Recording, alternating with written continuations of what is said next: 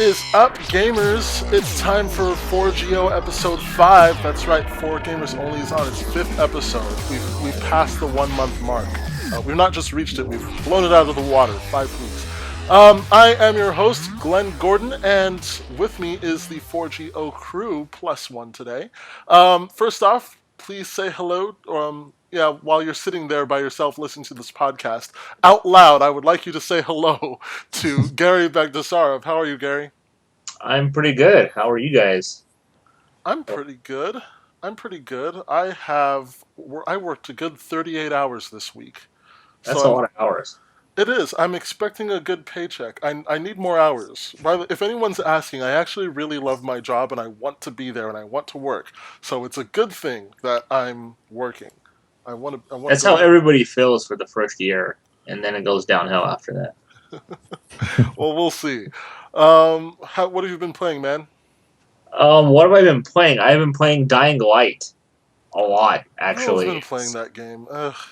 You can get old drop-kicking zombies off of rooftops, Yes, man. it can. The fact that it's zombies at all is old. No, zombies are the funnest things to kill. Zombies are stupid. Oh, God. Zombies are stupid. You make me sad. You are sad. Besides that, I've also been playing Battlefield Hardline beta. Having immense amount of fun in that game. My buddy and I, we started to piss a lot of people off, and they all ganged up on us. Is this the same guy that you had fall off the cliff in Destiny? Yes. Okay. I actually kind of did the same thing to him on Hardline as well. We're all in the van.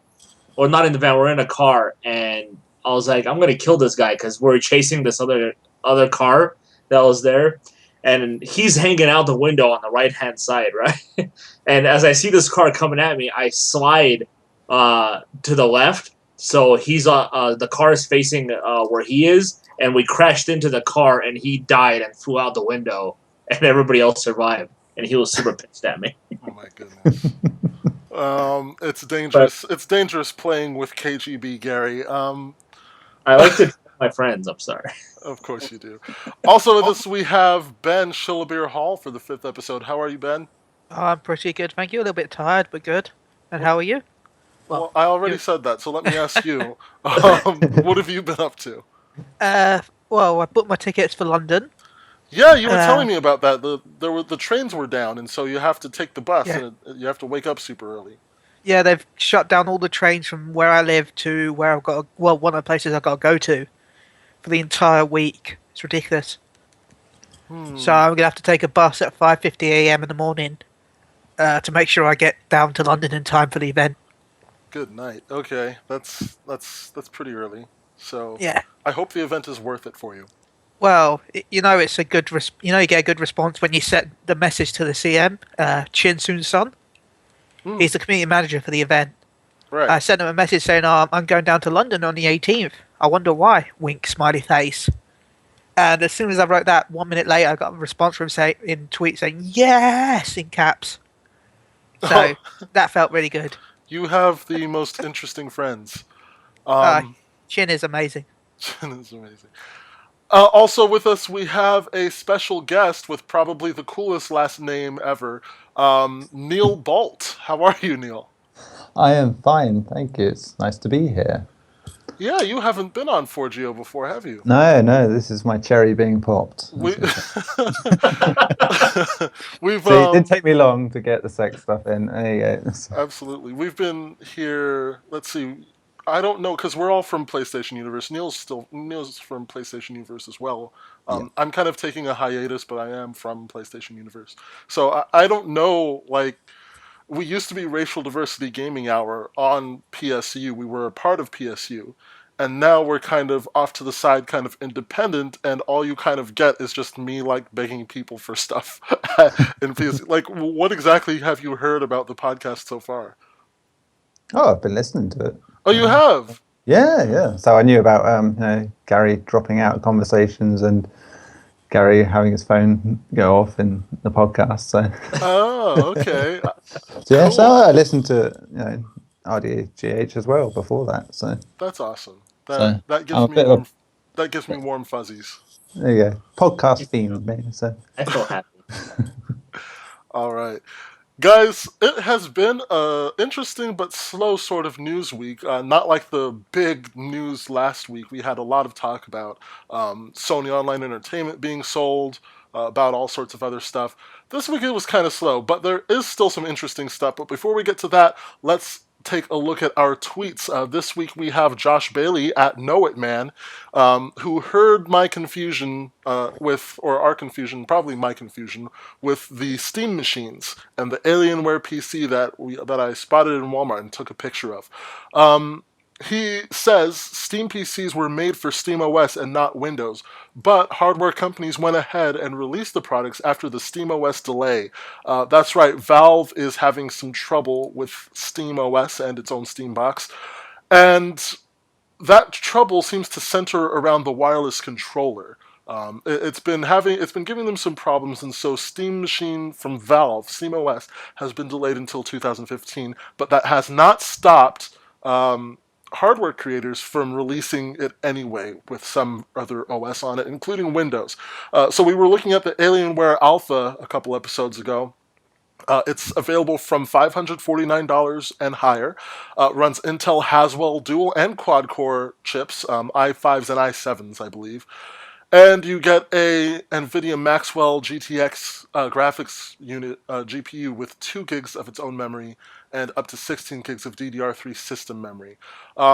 So it's pretty much like a computer. I found this out about it. It has 2 modes. You can play in console mode, which is basically just like a console, or you can play in desktop mode and just pop a USB keyboard and mouse into it and play it like a normal computer.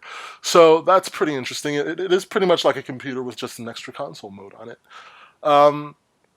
He sent us, Josh, that is, he sent us a couple of links about Steam PCs in general and about Alienware's PCs. Thank you very much for that information, Josh. You have offered us some clarity. But that's what's going on with Steam. It's been delayed. So until SteamOS comes out, you will probably see a lot more Windows or Linux type stuff on these Steam boxes that have been released anyway. He also says, I hope that Sony releases PlayStation Now on PC, just so that we can get official DualShock 4 drivers. We were also talking about PS Now, whether or not it could be released on PC, after the news that Xbox One and Windows 10 will allow for streaming from the console to the home computer. We wondered if PlayStation Now could come to PC to emulate that. That's a good point. We haven't really heard too much about DualShock 4 drivers. PS4 launched with an awesome controller that everyone seems to enjoy using, and yet no official drivers from Sony. That's a head-scratcher there.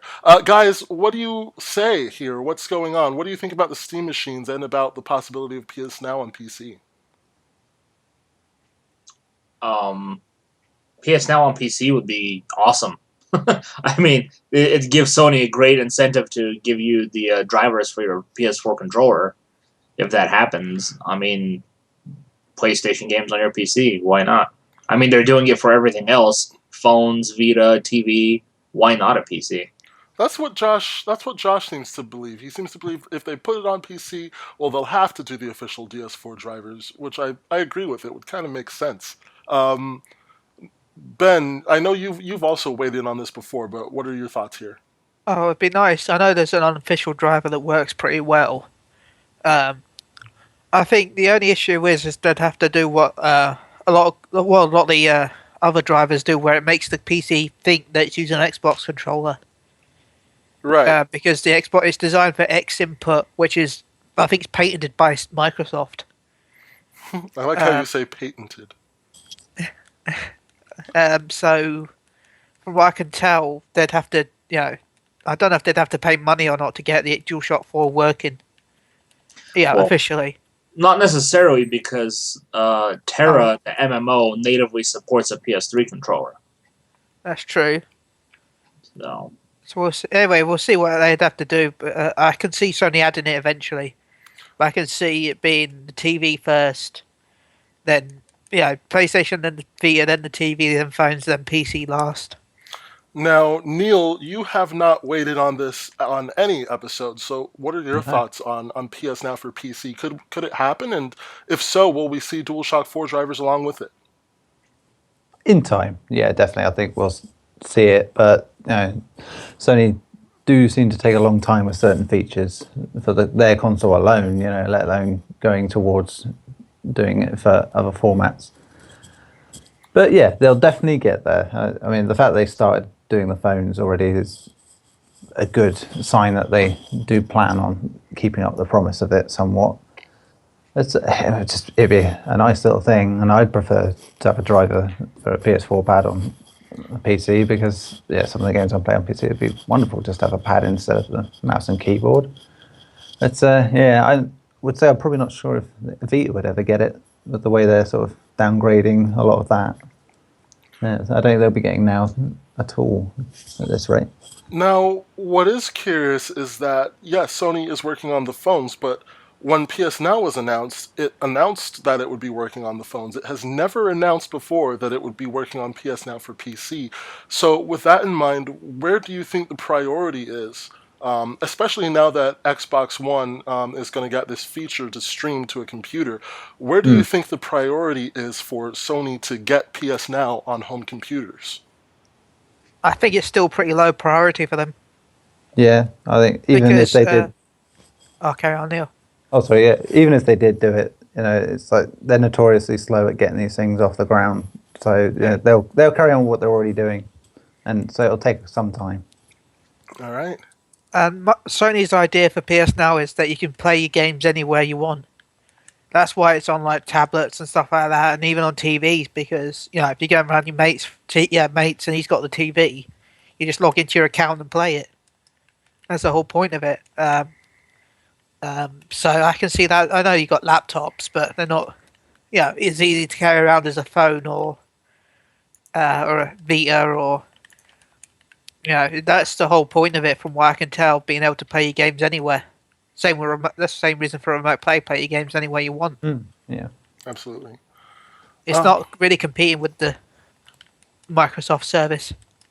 No, it's not competing, but it's definitely something. It's a selling point, because if you have a Windows PC and you're still interested in a video game console, you have a reason right there to look at Xbox, because there's some kind of synergy now between your console and your PC. Whereas if you have a PS4, that isn't there yet. So that could be a selling point for Xbox. It could be. Mm-hmm. Okay. Josh, thanks a lot for your tweets, man. Your links were really helpful. And now I feel like I understand Steam, or well, at least what they're doing. I still don't really get the point of the Steam machine, but at least now we kind of get what's going on. There was one tweet, or a series of tweets, to my own personal Twitter. This one's from Aaron Johnson at Animation Aaron. I hope you don't mind if I read these ones, because they are kind of relevant to the podcast, but they just happen to go to my personal Twitter instead of our 4GO Twitter. He said, "Hey, I love the new podcast. I was listening this morning and noticed something missing from the Spotify discussion. PS Blog confirmed that the free Spotify version will also be coming to PS4. Doesn't that make the Spotify program more of a significant program to all PS4 users rather than just those who subscribe to Spotify? As a non-subscriber to Spotify, I am beyond excited for the free version. Keep up the great work." I wasn't aware of that. That slipped past me. I had no idea. If you're not familiar with Spotify, yes, you can pay for it. And by the way, if you have a .edu email address, i.e. if you are a student or a faculty member at a school, you get half off for Spotify Premium. But there's a paid version of Spotify, and then there's a free version of Spotify. It didn't even cross my mind that the free version would come to the PS4.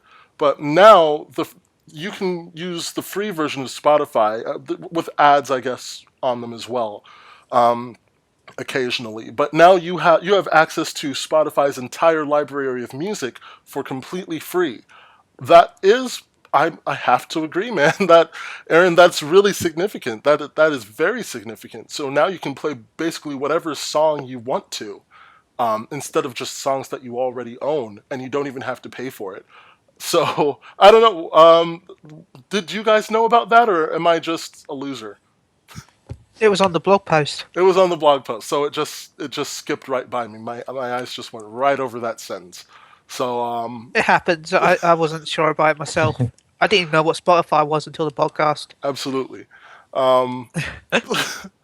And there is just one more tweet that is not relevant at all to gaming, but I found it kind of funny, so I'll say it anyway.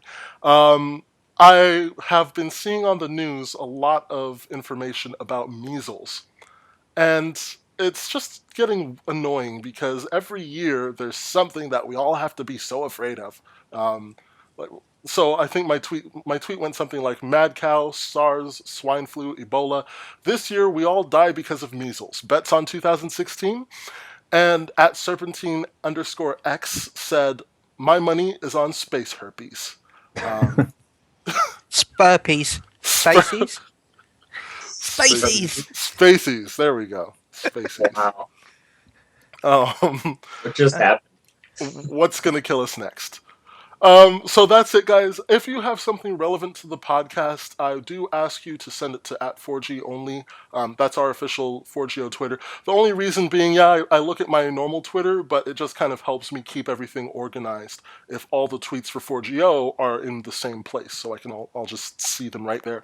So that's @4GOnly. I don't mind you talking to me on my normal Twitter too. That is just fine. And just like I said, if I might read them here as well, but I just want to make sure I don't skip anybody.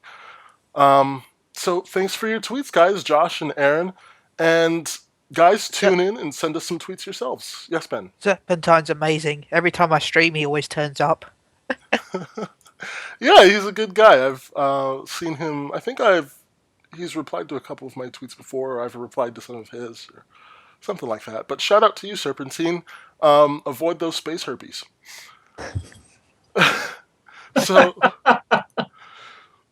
So there has been some pretty, I don't know whether to call this amusing or sad. There was a Kickstarter that started on the 1st of January to destroy one of the 20th anniversary PS4 editions. Yes, the very 20th anniversary PS4 edition that someone paid $130,000 for in Japan. This person created a Kickstarter asking for $20,300 to destroy the console. And there were different tiers for reward tiers. Basically, you pledge certain amounts and you get rewards based on how much you pledge. And, well, let me see, if you spent $500, you got the broken DualShock 4 controller. Which it doesn't work, it is broken. So you get that for $500. I'm trying to find the Kickstarter. I had it open just now. Oh, nope, $500 or more. You get a link to the YouTube video before it's released, and you get your PSN ID in the credits, and you get the broken PlayStation gamepad controller pieces. $400 or more.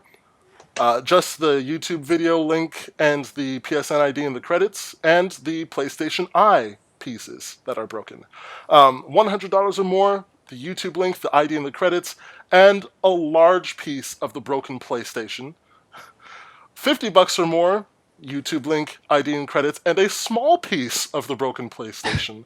$5, just a link in the YouTube video and ID in the credits, and $1, just a link to the YouTube video before it's released. You have to pay $500 for crap that does not work, that is literally broken into pieces. So 7 people backed this to make a total of $128. And the project was canceled 4 days ago. Today is the 7th. It was canceled 4 days ago after making only $128. See, this guy assumed the reason he gave was someone bought this on eBay for $20,000. So obviously, someone would love to see it get destroyed for $20,300. And I don't really understand where the logic in that is, but, to each his own. And it just did not work. And the project is no more.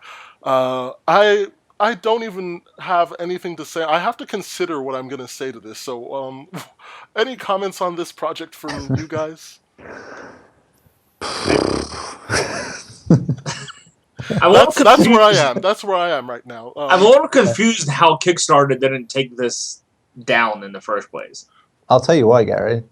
Please because in the same few weeks, they had a guy who wanted people to pay him 13 grand to go on 13 dates. And yeah, so that's exactly why Kickstarter don't take these things down. Did he get the 13 grand?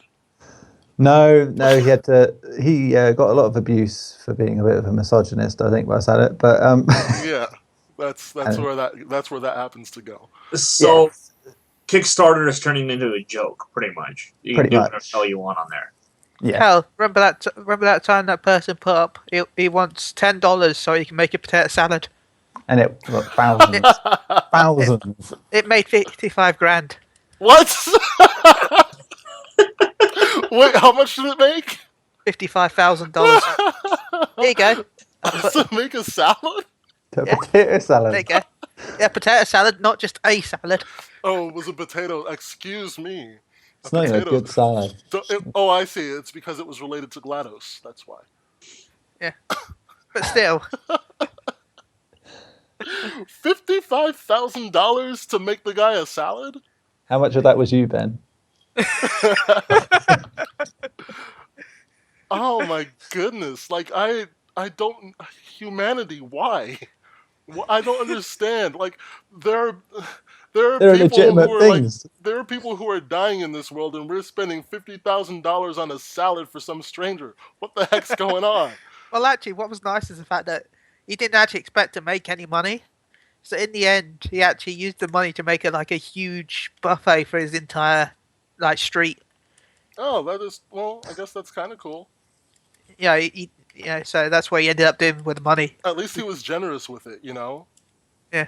I can appreciate that. Like, I can appreciate him taking all that and, hey, unexpected fortune, let me just spread the love, Yeah. He probably kept a little bit for himself, but Oh yeah. He did it all for the entire. Oh yeah. But yes, some of the rewards were ridiculous. What was it? For $1, you'll get a thank you posted to your website and the name said out loud what it makes the potato salad.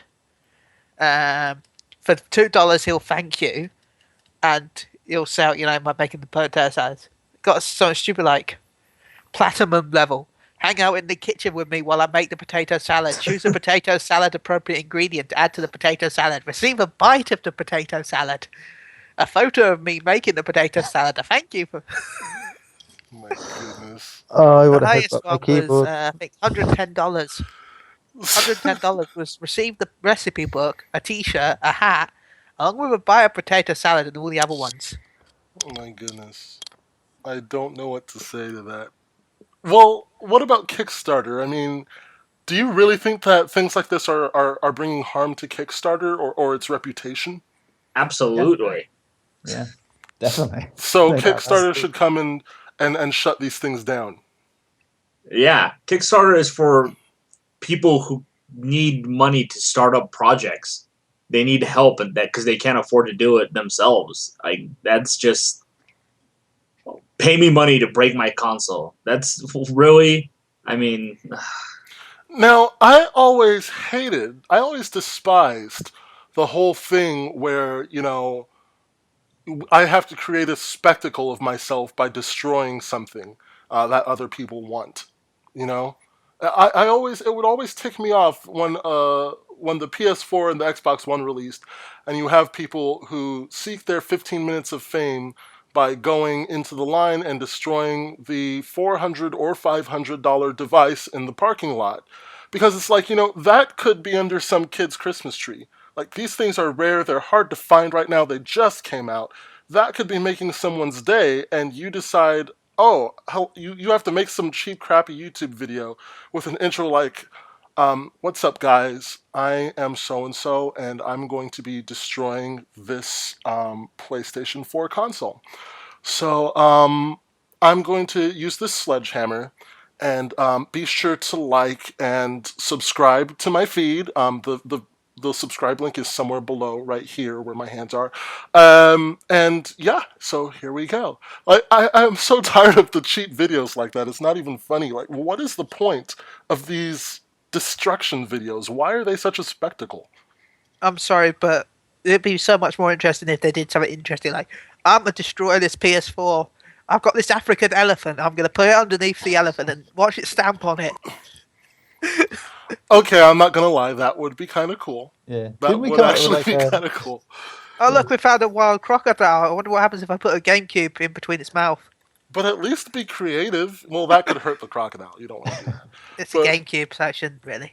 But still, I remember you talking about that, Glenn. I remember us having a conversation about how creative we could be about it.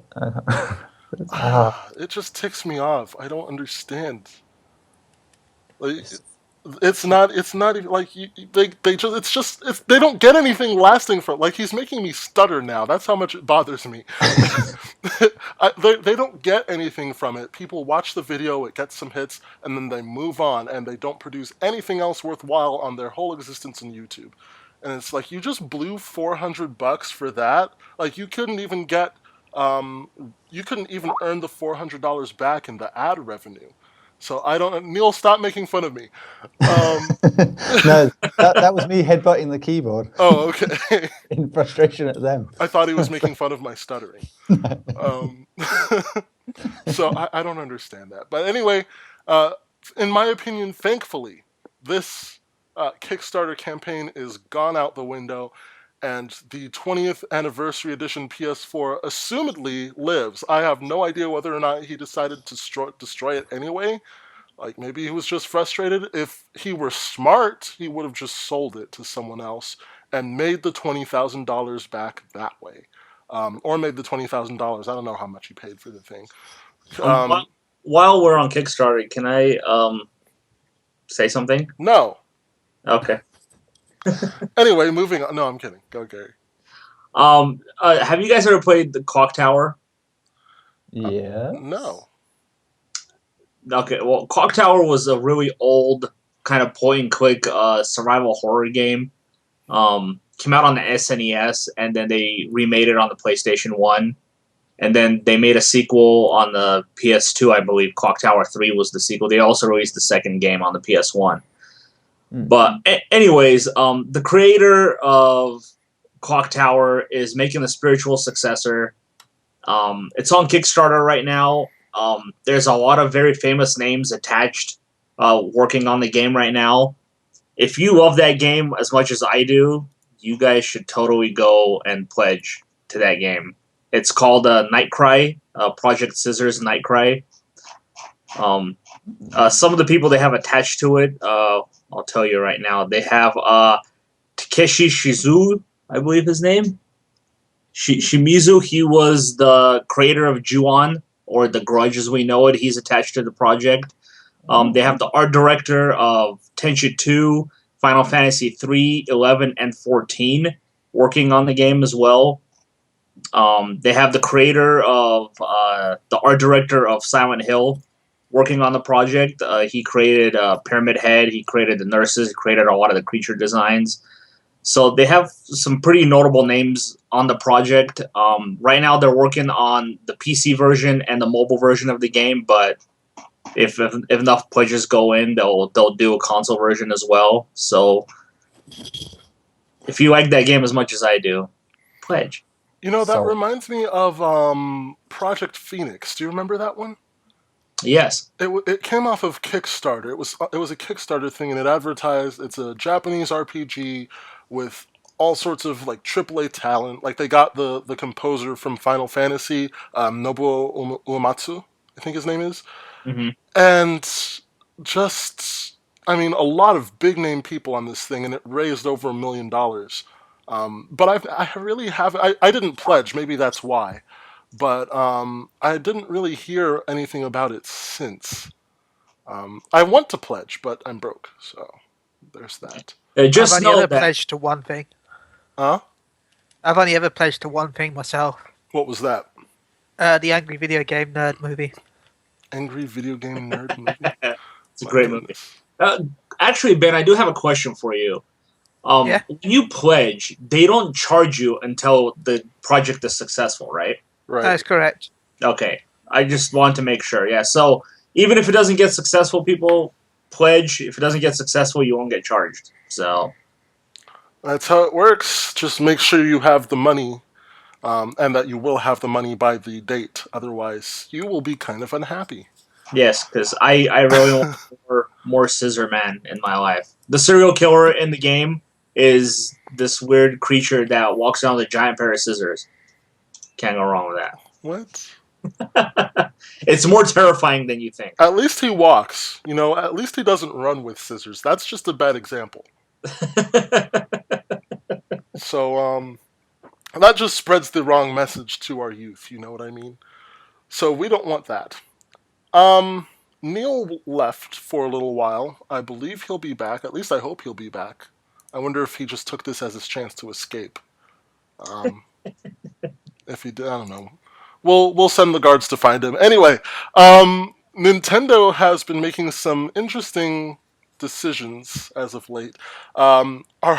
Most recently, we were talking about how it decided not to add a charger to the new 3DS. You have to buy a charger separately.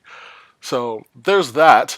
Now there's another questionable decision with YouTube. Now there is a YouTube Creators Program with Nintendo. It allows people who make YouTube videos to claim ad revenue. I believe it's 60% of ad revenue generated by individual videos that have Nintendo games in it. Neil's back. Hey, Neil. Hey. All right. So, the Creators Program, if you make YouTube videos, if there's Nintendo content in your videos, you can make 60% of the ad revenue generated by individual videos. The other 40% goes to Nintendo. However, if you want to be approved for the Creator Program, you may not have any videos on your entire channel that have any non-Nintendo games in it. And of those Nintendo games, only approved Nintendo games can be in the program, meaning that you cannot have, for example, Super Smash Bros. Wii U, or 3DS, or Bayonetta 2. Those are games that are not approved for the YouTube Creators Program.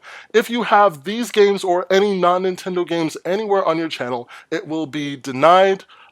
If you already have such videos on your channel that you submitted, you will have 2 weeks to remove those videos, and that will be that. This has definitely generated a lot of ire from the community. People are not happy with Nintendo's decision to do this. Although, especially if they're going to take a cut of the revenue. I mean, if you're going to go through the trouble of making a video, now Nintendo's kind of got its fingers in your pocket. That said, it is Nintendo's content. It is not your content. So legally, they own the rights to that content. Anyway, just to give you an example of what kind of games are supported, the Wii U, this is off of Nintendo's own Creators Program website. On the Wii U, I'm not going to read all of them because there's a bunch from the GameCube, from the Game Boy Advance, from the Game Boy, from the NES in Japan. Like, there's all sorts of games. But just for the Wii U, we've got Game & Wario, New Super Luigi U, New Super Mario Bros. U, Nintendo Land, Wii Fit U, Super Mario 3D World, The Legend of Zelda, The Wind Waker HD, Donkey Kong Tropical Freeze, Pikmin 3, and Mario Kart 8. Downloadable software for Wii U, Dr. Luigi, Wii Sports Club, Wii Street U powered by Google, Wii U Panorama View, Animal Crossing Plaza, and NES Remix. Any other game on the Wii U, not allowed. GameCrate.com says, well, 60% of something is better than 0% of nothing. It is kind of Nintendo embracing digital on their own terms. It's kind of giving you a little leeway. A lot of people would just see their stuff on your YouTube video and take the whole video down. This is them saying, hey, you can do this, but we have some terms for you first. He also says comparing Nintendo to Minecraft is delusional. Basically, they're talking about how Minecraft is an example of how game companies can let YouTube videos keep all the proceeds and still find success. But Nintendo is not Minecraft, is basically what he's saying. Also says Nintendo, exclusive channels make sense, such as Twitch and the StarCraft World Championship Series. And this is kind of a pretty modern move for Nintendo, who is 100 plus years old. It is a pretty interesting decision. Guys, what do you think of Nintendo's YouTube creator program and the restrictions placed on it? If you're not wanting to be an actual whitelisted Nintendo channel, from what I can tell, you can also have other companies on your channel, but that's only if you're not going to be completely focused on Nintendo. You can apply one video at a time if you want, but if you want the whole channel to be Nintendo based and skip the waiting time, then you have to make sure it's all Nintendo based. So you can have non-Nintendo games on your channel, but only if you have what you just described. When you submit a video to Nintendo, you pretty much get permission straight away because you have to submit your video to Nintendo before it's allowed on YouTube. Right. But if you've got other companies on your YouTube, you have to submit it to Nintendo. It takes about 2 to 3 weeks before they'll agree to let you on YouTube or disagree. Is this for individual videos or for the entire channel? For individual videos. Okay, so a YouTube video that you make, say today, you'd have to ship it to Nintendo and get an answer in 2 to 3 weeks if there's other stuff on your channel. Pretty much. Okay. So, but if you can get whitelisted by Nintendo, which is what you just described, then you just have to upload it to YouTube and then submit it afterwards. Right. Because you're already a trusted member. But if you're not a trusted member, if you're not a trusted member, you have to do the 2 weeks. Right. Neil, what do you think of all this? Oh man, on the one hand, great that they're trying to embrace, the modern culture of gaming, but on the other hand, it just sort of reads like, we don't really want you to do any of this, so we'll make it as difficult as we can. Do it if you want. It's like, but it's just, I don't know, it just seems so backwards in a way. They said the thing about Minecraft. It's like, well, yeah, Nintendo are a comfortable enough company that they don't need to worry about that. About losing profits. I think really, with the 3DS alone, just it keeps them more than afloat. It's not like they're in Sony's position where they're just sort of treading above water with regards to everything else. So it just seems like a strange decision. Really, don't know really why they bothered. And you know what? It makes it even more difficult, doesn't it? Because if you want to make money off of your videos, it takes quite a bit of hits to make money. I mean, per 1,000 views, you get something like what, $2-ish for every 1,000 views that your YouTube video gets. So, I mean, you really have to, if you want to make anything without giving 40% of your share, if your revenue share to Nintendo, well, you have to do a lot of work. And now, when you have Nintendo in there taking 40% out of it, well, that makes it even harder. It makes it a very small market, basically, because you've not got a lot of range to go within. It's like, but technically, Nintendo is completely within its rights to do that. And this is it. Totally. They're totally within their rights. Right, because it is their content. They could just take the whole video down. Instead, they're saying, hey, take 60% of the revenue. Yeah. That almost kind of makes them seem generous, doesn't it? It does in a way, but as I said, in another sense, it seems like they're just doing it to say, well, we don't really want to do it. But if you're going to do it, we'll make some money off it, at least, which is, as I said, fair enough, but why bother in some ways? Right. Who didn't speak yet? Ben didn't speak. No, Garri didn't speak yet. Go, Garri. I agree with everything you guys have said. I mean, Nintendo is in their right to do it. But then again, there's so many people posting videos on YouTube that Nintendo is not going to be able to keep up and shut everything down. So in a way, it's nice that they're letting you. They're setting up a program for you so you can make money off of it. But they're just doing it. They're going about it kind of the wrong way. I guess I can say, like, focusing only on Nintendo stuff. Oh, you get this free pass if it's only Nintendo. But if it's not only Nintendo, you got to go through all these channels and take all this time just to get a chance of it appearing on your channel. But in a way, if you love Nintendo, just go make another account and just have that account only Nintendo, and just do that and make money off of it. Right. To me, it's not that big of a deal. Like, people are angry because their rights, I guess, are being taken away, or so they seem. I don't know, but it's their games, it's their product. They can do whatever they want with it. If they don't want you to touch it, then they'll tell you don't touch it. Instead, you should be happy that they're letting you do it in a way. Yeah. The thing's been met with all sorts of criticism. PewDiePie had something to say about it. I mean, goodness, here's what he said. He said they have every right to do this, and any other developer and publisher has as well. There'd be no Let's Play without the game to play, and we YouTubers are humble to this fact. But what they are missing out on completely is the free exposure and publicity that they get from YouTubers. What better way to sell and market a game than from watching someone else that you like playing it and enjoying themselves?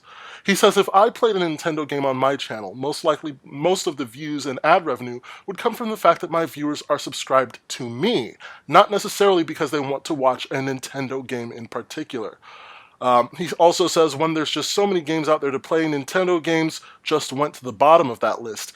Even if more publishers start implementing this idea of sharing revenue, then fine, there's always going to be plenty of games out there. He said it's a slap in the face to smaller channels and Nintendo enthusiasts, and that Nintendo's strictures, in the words of Polygon, would not make much of a difference to him.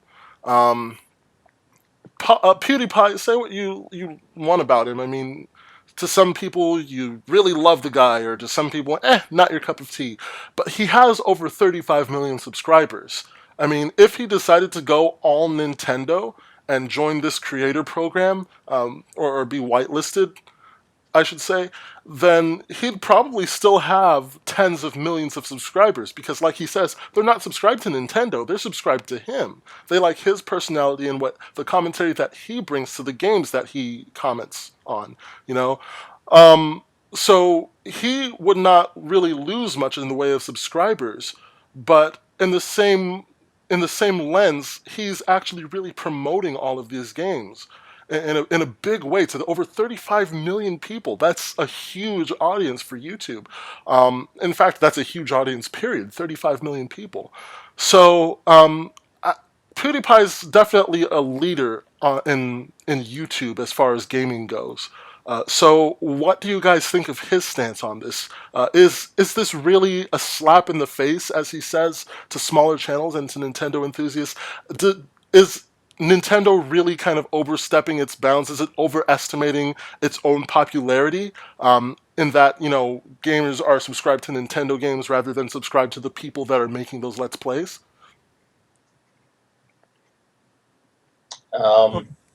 I talk too much. I'm sorry. I leave people speechless with how much I talk. Go ahead, Neil. Yeah, I think it does impact at the lower end of the spectrum, because, like I said, if you're just exclusive to Nintendo, it leaves you a very small pool of games in which to do your stuff with. Sure, that works for a lot of channels. You put Minecraft, as they said, it's you can build your whole reputation on that one game, but not everyone can. It's like you have a certain amount of people on any one game that can say, that's it. They're the famous people for that. They'll get big money, big subscriber levels. For Nintendo, especially, with the Wii U not being, a huge seller, it's like this isn't going to help them in that respect. It's just revenue for them, and rather than exposure. And I think that's where PewDiePie is right in that sense. It isn't going to help them in exposure terms. It's just there. That's it. Money. Right. Now, all of that said, Nintendo says that it cannot keep up with applications to the Creators Program. Just because it's controversial doesn't necessarily mean it's not taking. And a lot of people have actually applied for this program. Do you think that with all those people... Oh, by the way, I just found this. Ben will appreciate this here. 1 second. Before I'm going to interrupt myself completely. Oh, shoot, it's a YouTube video. I can't. I'll send it to Ben. He can say this is basically Jim Sterling's commentary on this entire Nintendo situation. Yeah. So there it is for you, Ben. Thank you. What to basically, what it says is he kind of went on kind of explaining it, and then explaining the policy. And then he goes ahead and just kind of bashes it just like PewDiePie does. He's not a fan either, just as a spoiler alert. But it is kind of taking. A lot of people are starting to subscribe to it. So with that in mind, do you think it has a chance of long-term success? One thing I didn't mention, PewDiePie called it short-sighted. So do you think that it has a chance for long-term success, or do you think that it's something that could just fizzle out? Oh, it'll fizzle out. You think Definitely. So? Yeah. I think what they'll do is, we'll expand it to this, and then we'll expand it to this, and then expand it to this, and then they'll just expand so far that there's no point. Right. Ben and Garri, you didn't really comment on PewDiePie's stance on this stuff. What do you think? I don't really watch PewDiePie or any of those videos. Actually, I'm not a big YouTube video guy watcher. I guess I know Ben watches a lot of YouTube videos. I don't. Okay, but for the actual stance for this particular issue, like even if you don't watch Let's Play videos, do you think that he's right as far as Nintendo goes? Do you think that this is really a big slap in the face? Is it short-sighted? Is it something that's just gonna die? What do you think? I think like Ben said, I think they'll start adding things to it. I think eventually they'll just be regular like everybody else. Like, they'll take revenue, but they'll allow other games to be there. It's just going to take some time for them. As far as for the smaller streamers and people like that, I won't say it's a slap in the face, but I will say that Nintendo's probably looking at the big streamers, I guess, like PewDiePie and them, to make money.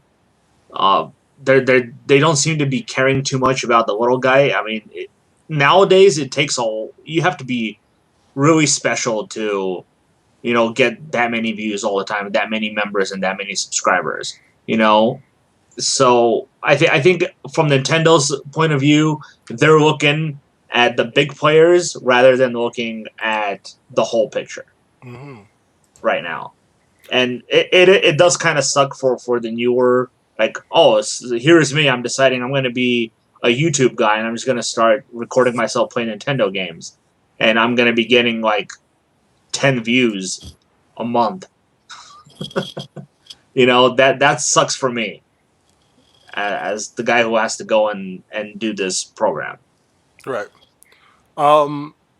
Just to let you know, listeners, PewDiePie is definitely influential. I don't watch a lot of Let's Plays either. I'd rather just play the game, unless I'm just hanging out with people I know, like with friends, and just watching them play games. But this guy is really influential. He's helped several different games get a lot of exposure. I don't think he was behind the big exposure on Minecraft. I think it was someone else. But there was Gmod, there was Skate 3. These are links to different articles covering this sort of stuff that he put on his Tumblr. You can check that out. And the actual post that he wrote at pewdie.tumblr.com. That's PEWDIE. I hate his name because it's hard to pronounce. It's like, at least to me. PewDiePie! Thank you. That's how you do it. Don't ever do that again. It's gonna haunt my dreams, man. So I'm not sure what Nintendo's thinking. I think it's trying to go into things that it hasn't done before, which is commendable, but it's doing them in really odd ways. The lack of a charger in the 3DS, now this, I'm just hoping that Nintendo in 2015 doesn't become Ubisoft in 2014 and just crash and burn. You know, it's funny. It kind of goes back to what we were talking about last week with Japanese companies, and it seems like they're 5 years behind everybody else when it comes to everything now. Mm-hmm. Which before it was like, wow, these guys are like 5 years ahead of everybody else. Doesn't seem to be going that way anymore. Yeah, it feels like while some people are taking steps forward, others are quickly taking steps back. And I could say they're taking 3 steps forwards and 2 steps back. Don't. It feels like we're all just running around in circles. So it's true. We are running around in circles.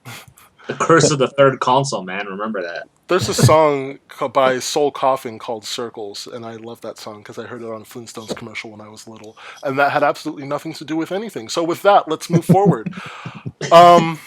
What a segue. If you are an Xbox One owner, then by now you are aware that the February system update is live. Your Xbox should have downloaded it automatically. As I keep saying Xbox, mine is on and it keeps responding. It's listening to me. It's gone ahead and opened One Guide. Xbox, go home. Thank you. So anyway. But Glenn, I am home. No, stop. Anyway, the Xbox One February update is live. You have the semi-transparent. They keep saying semi-transparent, whereas a simple name would be translucent. So you have now the translucent tiles. This does not apply to every tile. Tiles for apps and games. Just the actual colored Microsoft-y tiles that you've got there. They're now transparent, so you can now see your background a little better. And yeah, I don't know. It looks nice. I'm looking at mine right now, and it does look nice. I can see my background a little better. But a good 50% of my background, maybe, at least in this area, is still pretty much blocked. And the ones that are transparent or translucent are, they're colored. So it's not the same thing. But anyway, it still looks really good. That is there. Updates to the controller. There is now a quicker connecting time and more stability. When you first turn the controller on, it used to take like 4 or 5 seconds to connect. Now it takes about 2. So that's pretty cool. Now there's something called Game Hubs. You can hit your menu button and on a game and go to a Game Hub, which tells you what developers are doing with the game, leaderboards, cool stuff like that. There's some update to party chats and to TV. Now there's a little trending thing in the One Guide. So if you have an Xbox One and you did not have the ability to update or it didn't automatically update, go and check that out. It is live right now. Do any of you have an Xbox? I know Ben and Gary don't. Do you have an Xbox, Neil? No, I don't either. Dang it. So, looks nice though, the old dashboard update. Just had a look at it. So. You guys need to get one so I can play games with you. You give me the money, Glenn? I'll gladly do it. Hey, if I had the money, I would give it to, if I had enough money, I would give everybody a video game console. But right now, my goal is to just have enough money to be able to stare off into the distance while I pump my gas. Once I reach that, I know I've made it. So that's that for Xbox. Speaking of Xbox, this is going to be the weirdest segue ever. I'm just going to kind of explain it as it popped into my head. Weirder than the last one. Xbox was the console that was having some issues with resolution. However, that may go away by the end of fall if Netflix is correct. That was a messy segue.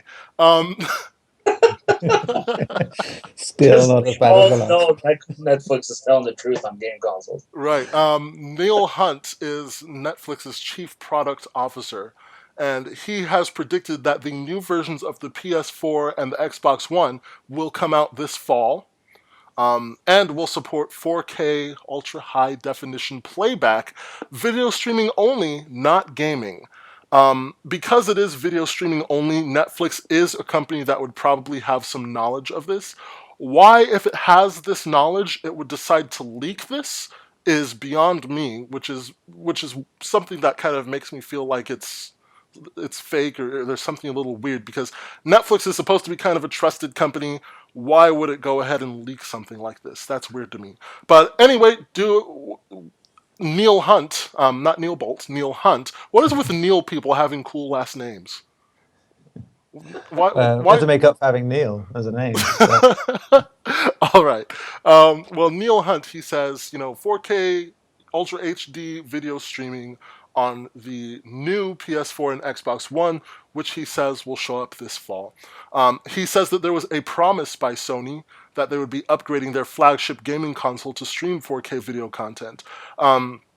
Sony and Microsoft, for that matter, both did in fact say back when the consoles launched that they were investigating ways to bring 4K video streaming to the consoles. They also alluded to the fact that video game streaming in 4K would be difficult, if not impossible, for this generation. But it seems like this quote-unquote promise would be fulfilled with the refresh, with the halfway version of the PS4 and the Xbox One. What do you think? Is this going to happen? Are we going to get 4K streaming to our PS4? Well, not our PS4s and Xbox Ones. If we're willing to go out and spend $400 more on a new PS4 or a new Xbox One, do you think that 4K video streaming is going to be part of it? Yeah. You think definitely. So? Oh yeah, it's just that it's sort of started happening towards the beginning of the this console generation's life anyway, that the resolution stuff was going up like this. So it would make sense, because the console generation is going to be anywhere near as long as last time. It's going to be way behind the times again. So I think the next model up, they'll definitely do it, especially so with Sony, because they deal with TVs anyway, or did. And so I'd say they definitely do it. So I wouldn't see Microsoft wanting to be out of that loop either. So yeah, definitely. Why would Netflix's CEO decide to go ahead and publish this information? So they're richer than God. Say that again, Neil? I said because they're richer than God. That's it. Well, yeah, Netflix makes quite a bit of money. So anyway, Gary, you were saying something too? I was saying so people can start going out and buying those 4K TVs. Yeah, I'm not going to be buying a 4K TV anytime soon. I am not going to be doing that anytime soon. I don't care if my PS4 has it. I don't care if my Xbox One has it. Can you imagine how much bandwidth? A lot of people are having trouble streaming true 1080p HD. This is 4 times that. Do you know how much bandwidth that's going to take up? Yeah, that's actually what I was about to say. That's good. If you don't have a fantastic internet connection, good on streaming that. You need 30 meg download. What? And you can, if you want to, that man. If you want to download it and save it as a file, that's going to be massive hard drive space too. Well, no, you can't download Netflix. No, not Netflix, but I mean, if you wanted to download a video file and play it in 4K, then you're going to have some trouble keeping your hard drive space empty. I could watch 2 4K Netflix movies at the same time, so I'm fine. Well, aren't we special? You know what, Ben?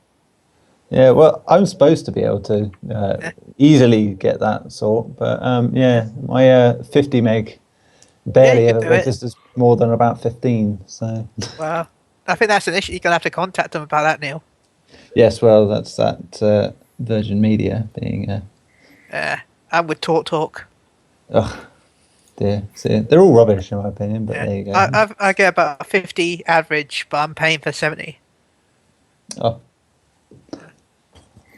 Oh my goodness. I'm at 35, I believe. 35 down. Yeah. And like 2 up, something like that. So I could probably do it, but just barely. Yeah, straining there. What a mess. Yeah, I've got 56 down, 17 up. 56 down, 17 up, man. Up in Tennessee, I had 100 down. Wow. I was in Chattanooga, and for some reason, I don't know why, but Chattanooga's power company, EPB, decided to go into fiber internet, and they will do gigabit connections. They'll do 100 megabit per second connections, and it is so deliciously fast. Like it's I want gigabit. Oh, my goodness. I want Google Fiber. That's what I want. I also want Google. I would be tempted to move to America just for Google Fiber. Yeah, I'm upset because my friend in Nashville is going to get it. It's coming to Nashville, but no, it's not coming to Orlando. What? I'm saying it sure has taken a long time for it to go nationwide. It really is, isn't it? It makes me wonder if it ever will. If it's just because I think it has to go city by city because there's a lot of wiring and hardware stuff that it has to do throughout the city. So it realistically, it's going to just take forever to get to all over the country. You know. It's not even just that. It's other companies that sort of go against it. Absolutely, other companies. There's licensing. There's all sorts of stuff to do. So it's a very ambitious project, and you shouldn't expect it in your hometown anytime soon.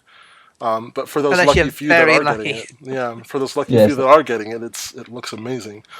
You know how Google does; they'll give you the world for next to nothing. So especially if you get a freaking $300, and then you got unlimited internet for 10 years for no cost. Holy crap! I know. It caps you at like I think it's 10 meg down, 2 meg up, but you don't have any monthly fees after you paid that. I think it's $300 or $400. Yeah, no fees. It's just an installation fee. But then you can get up to gigabit connections for really reasonable prices. Yeah. Like that's, man, I can't talk about it. It's depressing. It is depressing. So, any other comments on that, guys? Nope. I love saying forgot that. what we were commenting on, to be honest. Did you? Okay. Well, we can leave people guessing. Last week we talked about how Sony Online Entertainment has been sold. It is now no longer under Sony's control. And I was looking around and I found an article on PS4home.com that said that Sony selling SOE is awesome news for PS4 owners.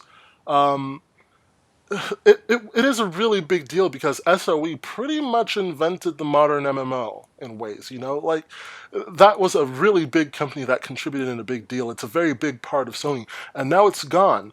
But PS4 Home argues that now that Sony Online Entertainment's gone, now that Sony's no longer in the PC market, now they're cutting back on, they've closed all their Canada stores. Sony Online Music's closed now. Now we've got Spotify instead. Because of all this, now Sony will be able to contribute more to be focused. Woo! Can't speak. Sony will be able to focus more on gaming and making games. So that's pretty interesting. And not only that, but a lot of Xbox gamers will probably have access to this game too, because now SOE is now Daybreak Games, and now it's no longer connected to the PS4. It's no longer under Sony's flag. It can do whatever the heck it wants. So it can put some previously Sony-only games on opposite consoles. So not only that, but Sony is still working on Project Morpheus. Sony now has more finances available to put toward AAA games on the PS4. Basically, the author, Jay Alsop, here on PS4 Home, is saying that now that SOE's gone, that's a weight off of Sony's shoulders, and now Sony can kind of run more with the PS4 and with making other games. Do you think that this is true, or do you think he's just trying to be a little over-optimistic? I actually would agree with him. I think it is a huge weight off their shoulders because SOE hasn't really been successful since their first success, which was EverQuest. Mm-hmm. And, PlanetSide 2 is successful, yeah, but it's also a free-to-play game. So most of their money is coming from the microtransactions, which I don't know the numbers between, but I would think a $15 monthly subscription would give them more money than microtransactions. That's just in my point of view, but they just haven't been that successful. they thought DC Universe was going to be extremely successful, and in a way it was. Then they went free to play. Became, I think they had like a 1,000% increase in users, but now it's really gone downhill because people just play for how far they can play for, and then they stop playing because they don't want to pay the money to do any of the extra stuff. So we talked about Star Wars Galaxy shut down. If a Star Wars game shuts down, then you're doing something wrong. They just haven't been, even EverQuest 2 just hasn't been as successful as I believe they wanted it to be. And for them, I think it is a huge weight off their shoulders because MMOs cost a lot of money to keep going. So if Sony is always forking over money to keep these servers live, this is a way for them to not have to worry about that anymore. So let me ask you this. You and I always love to talk about Guild Wars 2 because I love Guild Wars 2. Guild Wars 2 is an MMO, and it really stood out because it's Guild Wars, which is a big MMO. Not as big as World of Warcraft, but still really big. And now it's coming out and it's free to play in that you buy the game once. You pay like, I think it cost $60 or something when it first launched. Now it's less, now it's like $40. But you would pay just a normal price for it, and it would be free after that. No subscription fees. However, Guild Wars 2 has since been using microtransactions. And it's been using them in a really smart way because microtransactions do not affect your actual gameplay. It doesn't affect how strong you are. But it's just mostly cosmetic things. There are some benefits to it. And just reasonable things that don't affect the game and make it unfair for anybody else. And you see, this is the only thing that Guild Wars 2 has been living on. It has only been living on initial purchases and sales from microtransactions. So in a way, it's showing, hey, microtransactions can work. So my question is, what is Sony doing wrong in projects such as DCUO that make it so that it's not nearly as successful as Guild Wars 2 is right now? I can tell you right now from experience, they are absolutely hindering people who have a free-to-play account. When I got the game, I was paying $15 a month, and I was having fun. I was enjoying it. I can do all these things. My friends were enjoying it. We had fun. They went free-to-play, and the community got really bad because a lot of assholes came into play, I'm sorry to say. Oh, listen, you just described humanity as a whole. Let me tell you. But here, let me tell you exactly what happened. So, first off, in order to progress in the game now, you pretty much have to buy the DLC for $10. Mm-hmm. I think they have like 24 updates, so 24 times $9.99. Go ahead and do the math there. Nobody's really doing any of the old stuff anymore because they don't give you a reason to do it anymore. Other MMOs still give you reason to go back and do old dungeons, old raids, old things. DC does not. You will hardly see anybody doing any of the early stuff anymore. They pretty much hindered you to the max by pretty much you earn money in that game, in-game money to buy stuff from the auction house, things like that. So I had about $3 million when I stopped playing the game. When I decided not to renew my subscription, pretty much as a free-to-play customer, the max money that I can carry on my character was $2,000 out of my $3 million. The rest goes in the bank. Anything worth buying in that game costs over $100,000 now. So pretty much I can't buy anything to craft. I can't buy anything to improve my character. I pretty much am forced to pay money to go do these DLCs to get stuff now. So that's the thing. That's the big difference there, because Guild Wars 2 takes the direction where it's like, let me release content that you will enjoy, that you find worth paying for, and let it not affect your actual game. Whereas what Sony is doing is trying to penalize you for not paying for the actual game. Yes, and that's the problem, because from what people were saying when I was playing DC, when all this was going down on the forums and stuff, people were saying that this is exactly what happened to Star Wars Galaxy.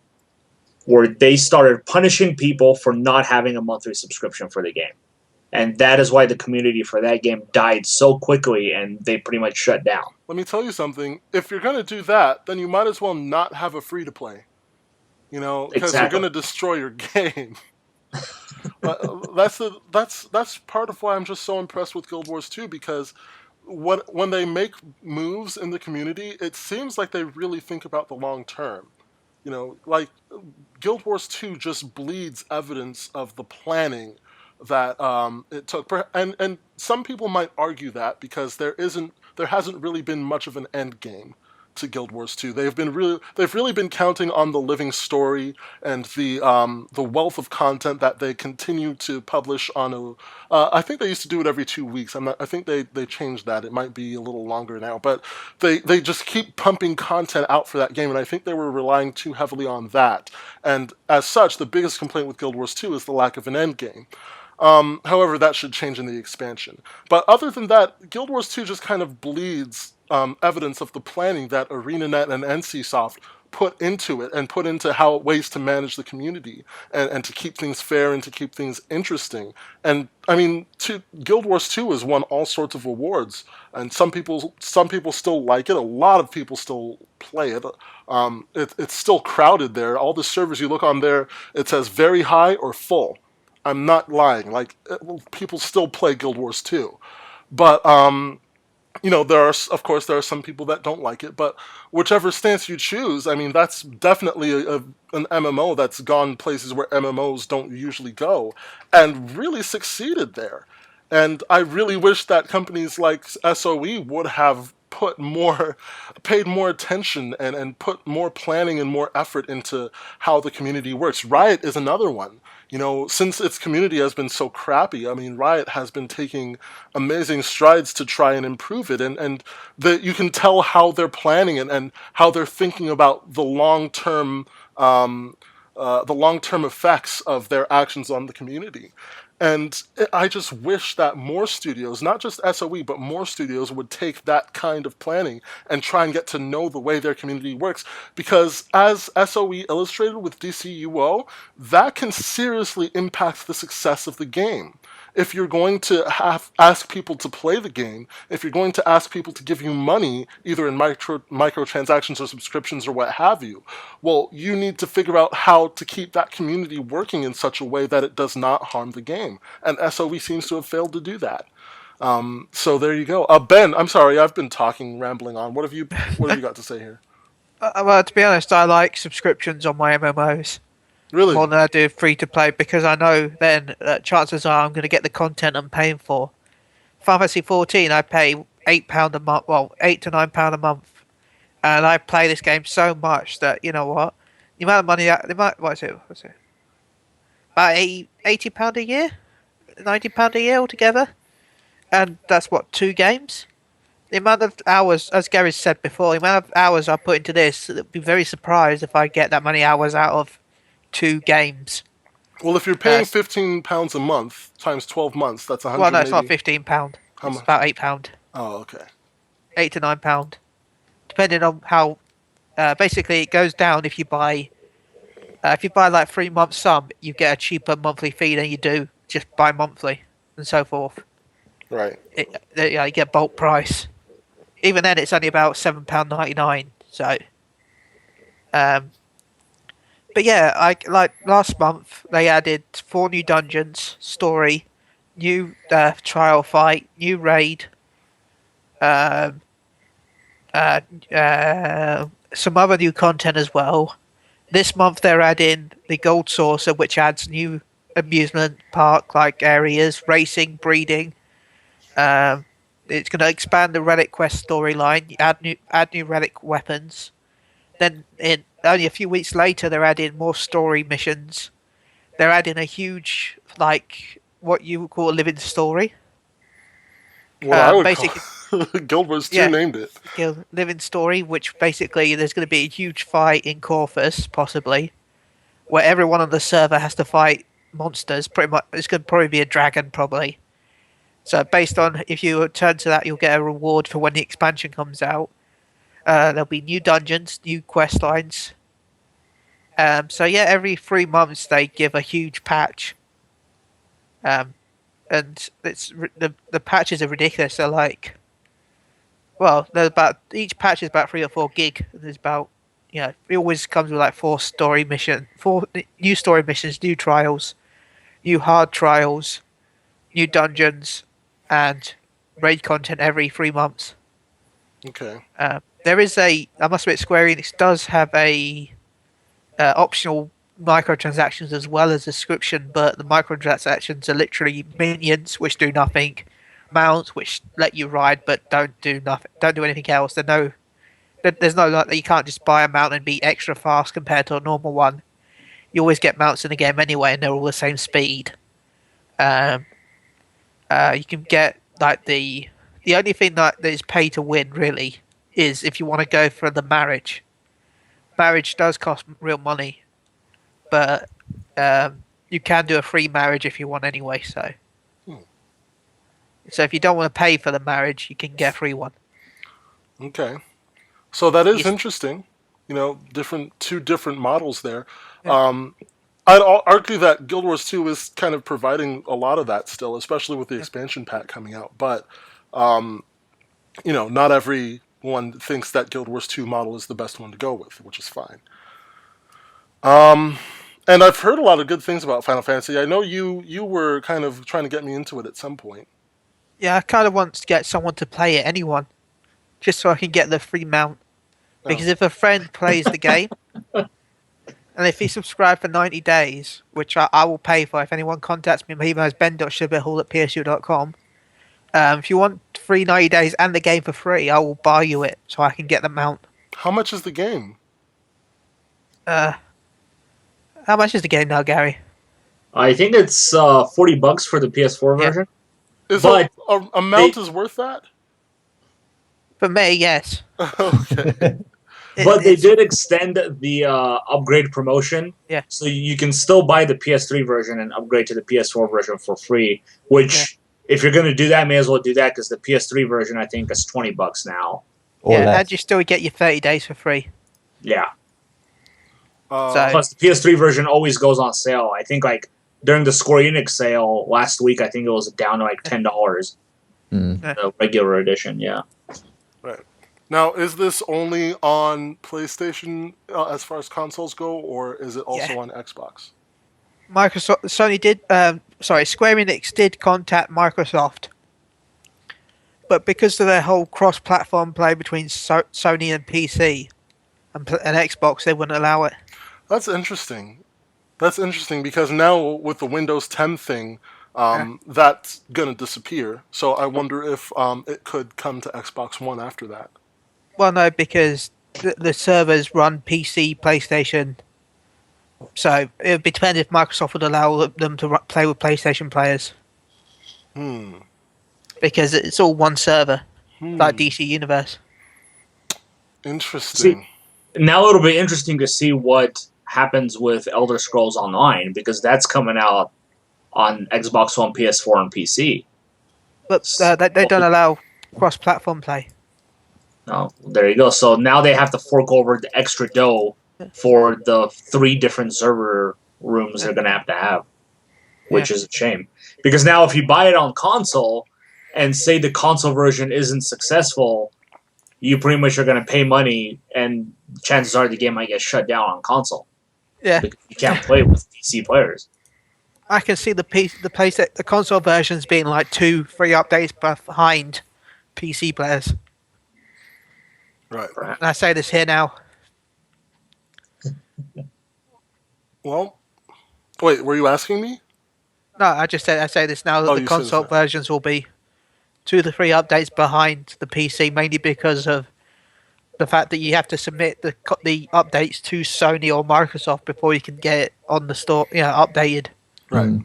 Right. Well, with PC, they can just go, "Oh, we've got an update ready." Click. Oh, look, we can download it now. Okay. Any final thoughts here, Neil?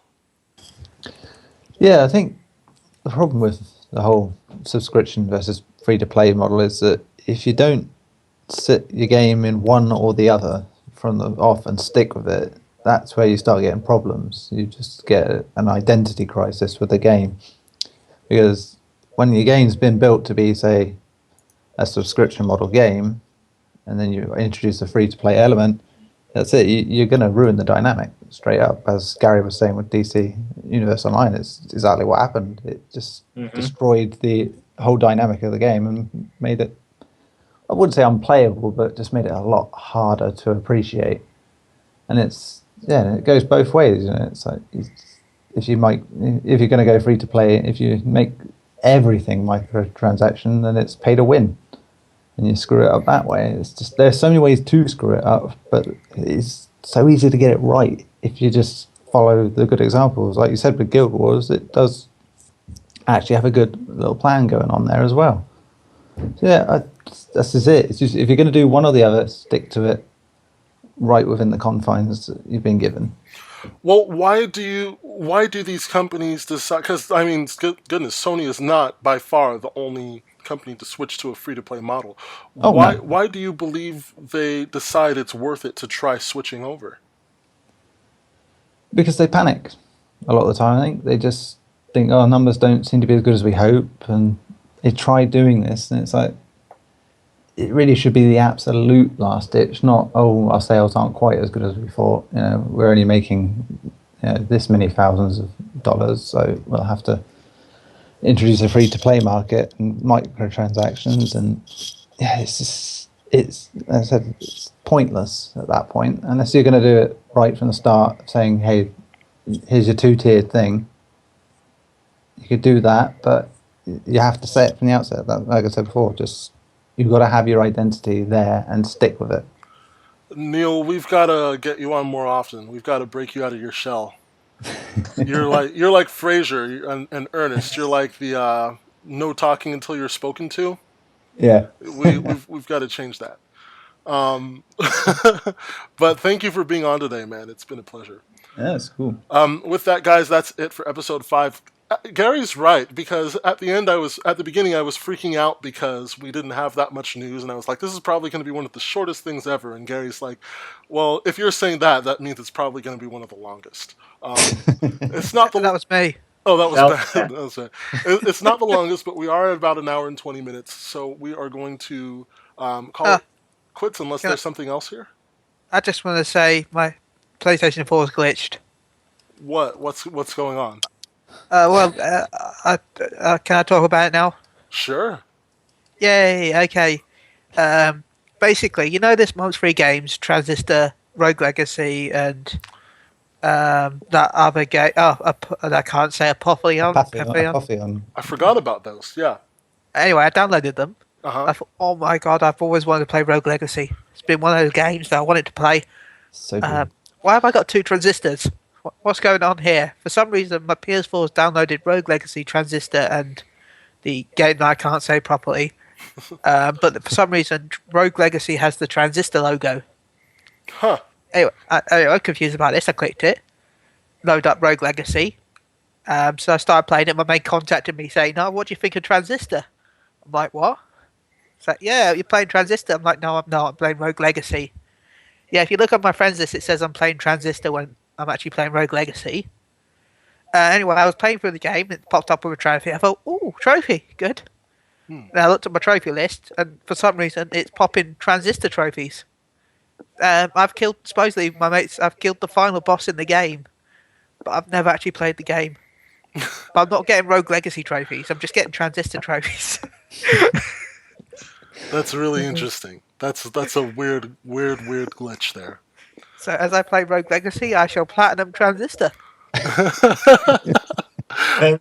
Ben's entire system is broken. Like, he'll start a game and he'll randomly find a bug that nobody has ever seen in their life. Yeah. Like Dragon Age. What was it? I glitched the game straight away. Yeah. I can't remember what happened. Like, I had the buggy version of the game, and I didn't run as many bugs as you did. What about the Call of Duty when I started playing Advanced Warfare, I bought it, got home, started playing it, and every time I got to this guy talking to me, it crashed. First cutscene, I couldn't beat the first. I kept putting on Twitter, I can't beat the first cutscene of Advanced Warfare. Every time it loaded, it just crashed. Your PS4, Ben. Fix it. Stop stabbing it with screwdrivers, Ben. But it makes it run faster. Yeah, away from you. The only game I can play without any real glitches is Final Fantasy 14, which is weird. So you think? Yeah, that's Maybe all that success is coming from a glitch, Ben. It's a conspiracy. That's what it is. Guys, thanks. Anything else here? No. I will take that little as a no. So that's it for episode 5 of 4GO. It's been a fun episode. We need Neil on more often. Heck, we need more people on more often.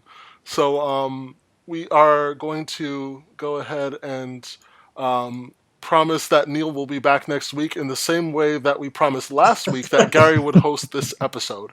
And clearly that did not happen. So we will see what happens. Guys, go ahead and follow us on Twitter at 4G only. That does make us sound like we're a cell phone company, but we are not. We are 4GO.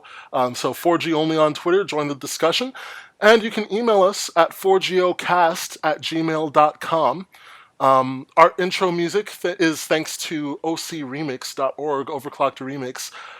They have all sorts of great music there. This week, our intro music is called You Will Not Survive. It's cheerful. It's a very cheerful title. It comes from The Legend of Zelda, and it was made by Brendan Hannigan. Our outro, which you will hear shortly, is called Chillin' with the Bros. It's from Super Smash... Smash. I'm going into Sean Connery. Super Smash Brothers. Super Smash Brothers, made by Amphibious, who also goes by what I hope is his real name, Jordan Michael Reed. So you will hear that song shortly. Guys, you can download these songs and many more, thousands more amazing video game remixes in full and for free. Go to ocremix.org. That's ocremix.org, not .com.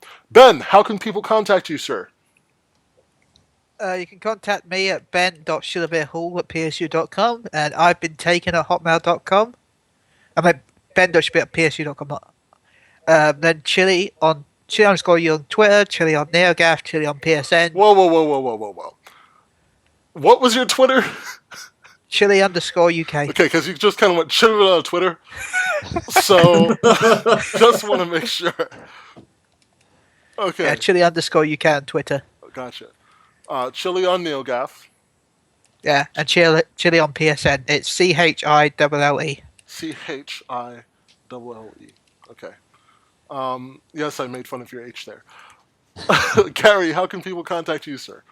You can contact me at Gaglalush, that's GAGLAUSH, on Twitter, or you can just email me on my PSU email at Garri, that's GARRI, @PSU.com. Neil, how about you? First time. Oh, yes.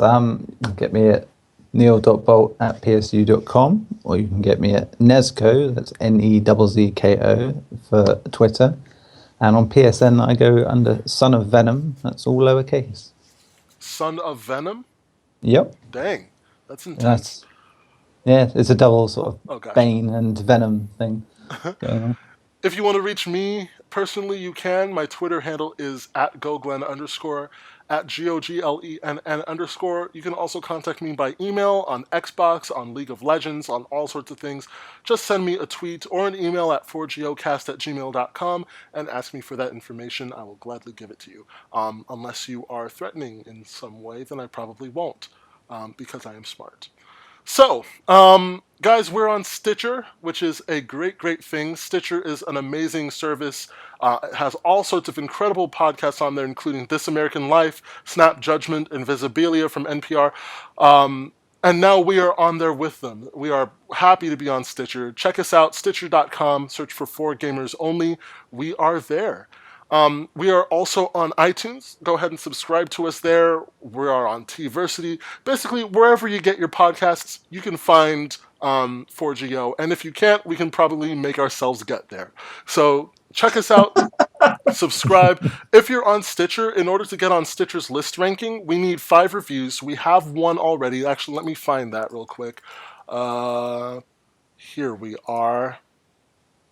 Isn't it fun listening to people look for things online? Okay, this is from this is from Shockwave. He says it's an excellent show for fans of video games, informative podcast. Host and guests have an excellent knowledge of video games and can most certainly articulate their views in an entertaining and concise manner. Thoroughly recommended. Yes, I did totally botch the word entertaining. Sorry about that. You don't have to leave us a 5-star review. Just leave us something. We will get onto the list ranking. We'd really appreciate that. You can leave me a 5-star review on my Twitter. You don't even use your Twitter. What happened to your Twitter contest? That you What do you mean? I used it like 3 times yesterday. You used it 3 times. Are you still doing your Twitter thing for 100 followers? Yeah. That you started on like episode 6 of RDGH. Yes. And then I'm still doing it. RDGH ended at episode 44, by the way. People just don't like me, Fine, be that way. No, you just don't use your Twitter. I'm sorry, I've said it before. What is the point of me going on there and telling people my feelings? Is Twitter like a psychiatrist? Yeah, it can be. If I could get 550 followers, anyone can get followers. No. Chili, at this point, I think you just paid for it. I didn't pay for mine. Since you're buying everybody everything, probably just paid for it. Or we stabbed them with that screwdriver. I have 133 followers, so that's kind of cool. But that's my personal Twitter. Neil, how many followers do you have? 57. Oh, there you go. I'm sure about 50 of those are bots. Yeah, I'm sure about 450 of mine are bots. Okay then. I don't know. I don't think I get a lot of bots. I think I subscribe to. I post a lot of gaming stuff, so I guess people follow me. Yeah, it's mainly the same. Yeah. So, guys, that's it for episode 5. Tune in next week for episode 6. Garri will be hosting and Neil will be back. I don't know what's going to happen next week. But tune in next week for another great episode of 4GO. Until then, we wish you a great week, great gaming. Remember to avoid those space herpes. Ben, what's our name this week?